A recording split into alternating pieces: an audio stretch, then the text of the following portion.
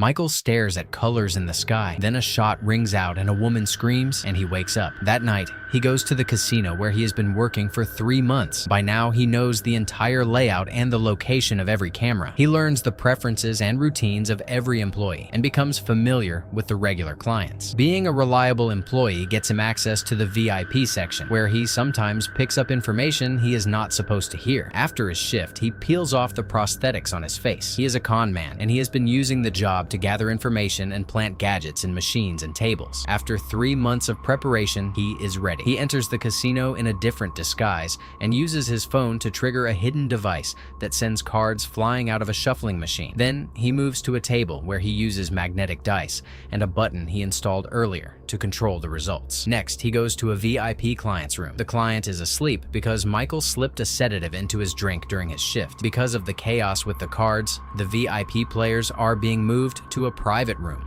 So Michael steals the sleeping man's gold pass and his clothes. Michael rushes to the service elevator and plants a chip in the control panel. An employee finds him there and Michael plays lost, then files a complaint as a VIP client. So the employee agrees to take him to the right floor. Michael uses his phone to stop the elevator and cut the lights. While the employee calls for help, Michael swaps the box of new cards for his own box, which he hid there earlier. He activates everything again and walks into the VIP room, where he sits at the main table with a man named Alex. He puts on glasses that let him see the numbers on his modified cards. The game starts, and Michael loses a few rounds on purpose to avoid suspicion and push the other players to bet more. Then his cards change without him noticing, and he goes all in. The other players match him, and Michael feels confident. But when the hands are revealed, his cards show different numbers than he expects. A third player wins everything and immediately leaves to keep the money. Michael gets suspicious and follows him down the corridor, then grabs the suitcase. Inside, there are only papers. The lights flicker, the man's face changes, and Michael realizes he followed the wrong person. The guards arrive and grab him while he watches Alex slip away. The guards tie Michael to a chair in a storage room, and a guard punches him. The casino owner Victor walks in and asks about the money. Michael tries to play the VIP card and gets punched again, so he tells the truth. Another con man took the money. Victor does not believe him and gives him 1 week to return it, or there will be consequences. Michael travels to a casino on a plane in the middle of nowhere. Guards hold him at gunpoint, but they step back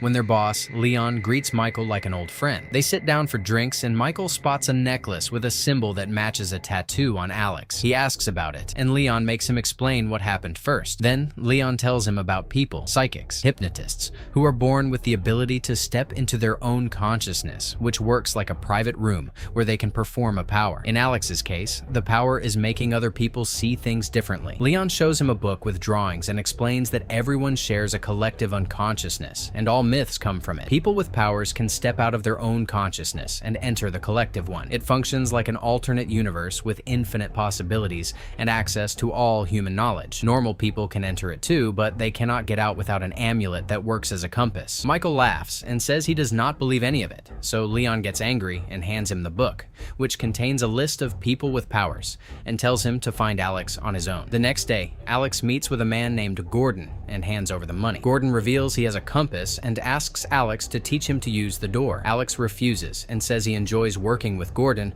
and would not want to lose him in there. Gordon needs a partner he trusts to navigate. Back at Leon's, Michael looks through the list, and Leon swears the powers are real because he has seen them himself. Michael gets an idea. He will hire people with powers to beat the casino. First, there is Eric, a wealthy young man with telekinesis who does not want to work. Then there is Tony, a cab driver who can control electronic devices. He usually sticks to small things, making the meter run fast, changing traffic lights, triggering police sirens. Michael visits them both and convinces them to join him. Next, there is Kevin, a hypnotist whose parents committed him to a mental institution. The doctors use him to program patients out of depression and profit from it. Michael visits the institution and convinces Kevin to leave. A nurse spots them and tries to stop them, so Eric causes a distraction by making the other patients start a protest. The nurses get held up, and Tony uses his power to steal an ambulance and open the gate, so the group escapes. The next day, they practice their powers and work out a system of silent gestures. Eric uses his telekinesis telekinesis to move dice. Kevin hypnotizes players and employees. Tony handles the cameras. They run a practice session with Leon's people, and it starts well, but then it falls apart. Kevin accidentally blinds an employee, and a client pulls a gun when he loses. Tony panics and short-circuits a camera. Michael tackles the armed client and calms him down, then decides they need a better communication system. Michael goes to a funeral where a group of people crowd a woman named Veronica, begging for her help. A car pulls up and men in black get out. Veronica runs and drops her headphones. Michael picks them up. A second car arrives, and Veronica ducks into an abandoned building and waits for the men to go. Michael returns the headphones and tells her he is not one of them. Veronica tries to leave without responding, so Michael follows and tries to ask her questions. She can read minds and tells him she is not interested in his plan. One of the men finds them, and Michael holds him back while Veronica runs. The rest of the men corner her in an alley, but Michael appears on the roof and helps her get away. Gordon follows Alex's instructions and starts his training. A hypnotist puts him under, and Gordon enters the world of the subconscious, where he can control any person he wants. While his body lies unconscious on the ground,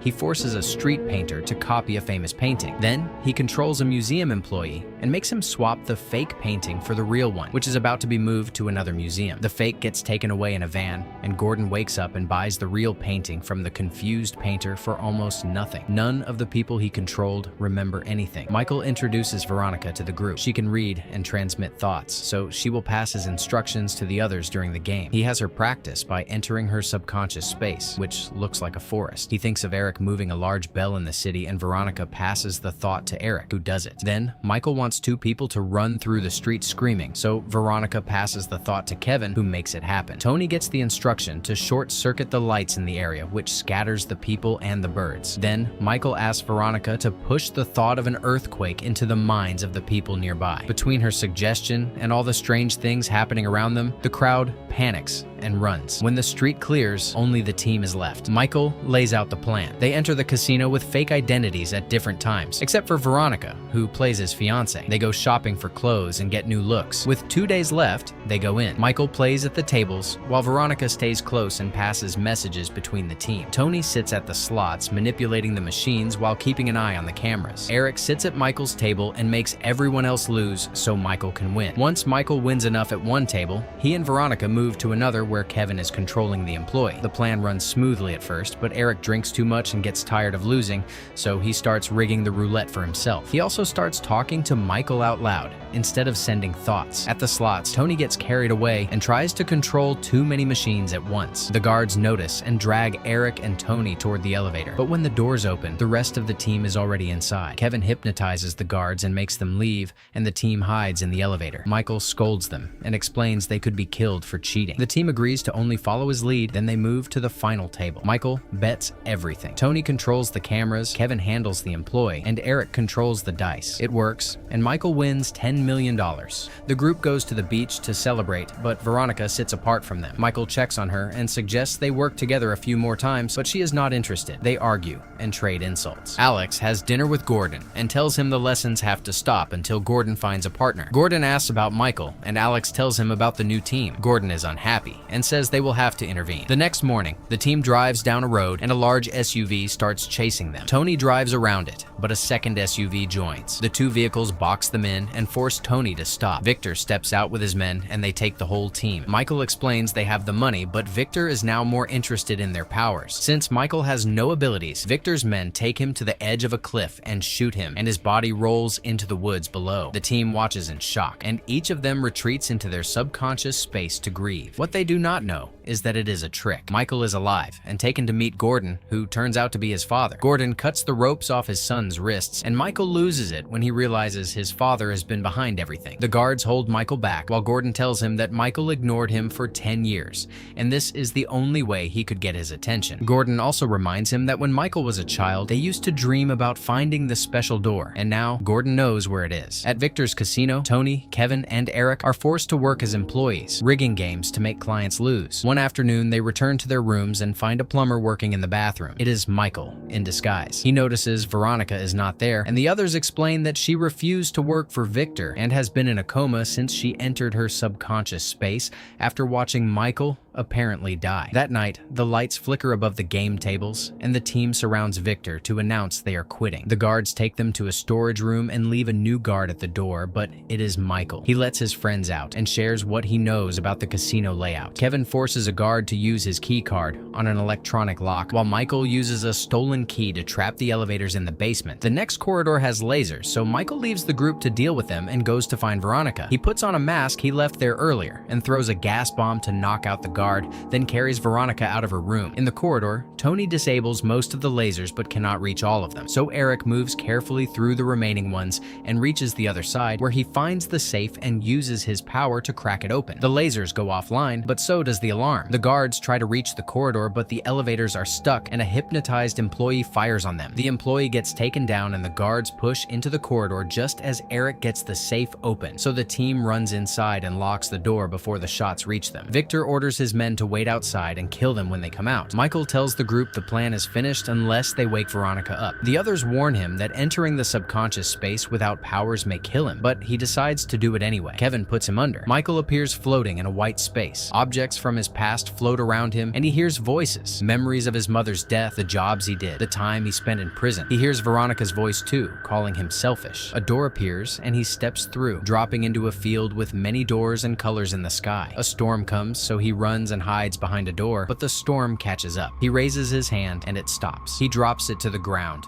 and the field clears. Michael sits and focuses on his memories of Veronica, and the ground cracks and reshapes into a city. He climbs stairs and finds Veronica staring at the sky. He tries to reach her, but a force field blocks him. He pounds on it and yells, but she does not react. He tries sending out his thoughts, and the buildings fall, and the space becomes barren land in the rain. The force field still surrounds Veronica, but now she can hear him. She says she does not want to go back because there is no one waiting for her. Michael tells her he is alive, but she does not believe him, so he sends her the memory of the day they met. The chase plays out again, and when Michael appears on the roof, he tells her she is the only one he has. Veronica grabs his hand, and they are taken to the field of doors. They kiss, then Veronica steps through a door and wakes up in the real world. Michael has to find his own way out. A memory surfaces. Gordon taught Michael everything about the subconscious space and wanted him as a partner to build a business using the doors. He gave Michael the compass and promised to send help. Alex appears from a door and Michael follows him. The space becomes the casino. Alex walks Michael through a memory of his death and teaches him how to access another person's mind. Michael wakes up in the safe and tells the team they are leaving with the money. Tony unlocks the door and the corridor is empty. It turns out that while he is still under, Michael enters Victor's mind and makes him believe the team has already escaped with the money, so Victor sends all his guards after a ghost. The team walks out and takes the money with no resistance. They meet Alex on the beach, and he tells them he has a proposition. A person nearby makes fire appear on their hand. 3 months later, Michael agrees to do one job with Gordon, and 2 hypnotists send them both into the subconscious space.